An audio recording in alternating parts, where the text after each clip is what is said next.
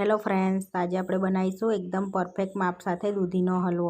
તો આ દૂધીનો હલવો તમે ઉપવાસ હોય તો દૂધી ખાતા હોય તો તમે હલવો ખાઈ શકો છો.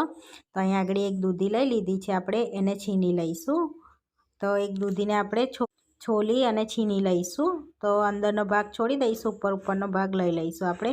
તો અંદરનો ભાગ તમે શાકમાં પણ યુઝ કરી શકો છો અને સૂપ પણ બનાવી શકો છો એનું.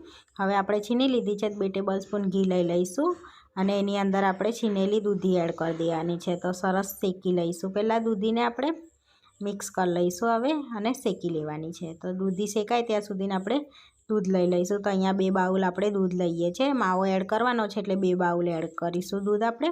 તો હવે દૂધને ગરમ કરવા મૂકી દીધું છે. દૂધ બી ગરમ થઈ ગયું છે. હવે દૂધી જોઈ લઈશું. હવે દૂધ એડ કરી દઈશું દૂધી છીનમાં. હવે મિક્સ કરી લેવાનું છે. મિક્સ થઈ જાય એટલે હવે ઢાંકીને દૂધ બળે ત્યાં સુધીને આપણે થવા દઈશું. વચ્ચે વચ્ચે ચેક કરતું રહેવાનું છે આપણે. તો અહીંયા જોઈ લઈશું તો સરસ એવું દૂધ બળી ગયું છે. હવે આપણે એની અંદર ડ્રાયફ્રૂટ એડ કરવાના છે. તો 1.5 ટેબલ સ્પૂન જેવું ઘી લઈશું. ગરમ થઈ જાય એટલે કાજુ બદામ એડ કરી દઈશું ને દ્રાક્ષ એડ કરવાની છે આપણે. તો અહીંયા દ્રાક્ષ બી એડ કરી દઈશું. હવે ત્રણેયને આપણે સરસ રોસ્ટ કરી લેવાનું છે.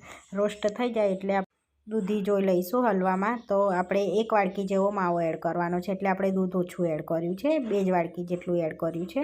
હવે બધું સરસ મિક્સ કરી દઈશું. ફ્લેવર માટે ઇલાયચી પાવડર અને તમે જેટલું ગળ્યું ખાતા હોય એટલી તમારે ખાંડ એડ કરવાની છે. હવે બધું આપણે મિક્સ કરી દઈશું. હવે એની અંદર આપણે ગ્રીન કલર એડ કરવાનો છે, લીલો કલર એડ કરવાનો છે. એ ટોટલી ઓપ્શનલ છે.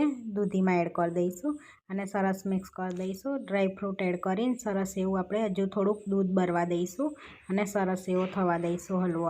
તો જોઈ શકો છો સરસ એવું દૂધ આપણું બળી બી ગયું છે. બધું કમ્પ્લીટ થઈ ગયું છે. તો આપણો દૂધીનો હલવો બનીને રેડી થઈ ગયો છે. તો પ્લેટમાં લઈને આપણે ઉપરથી કાજુ બદામની કતરનથી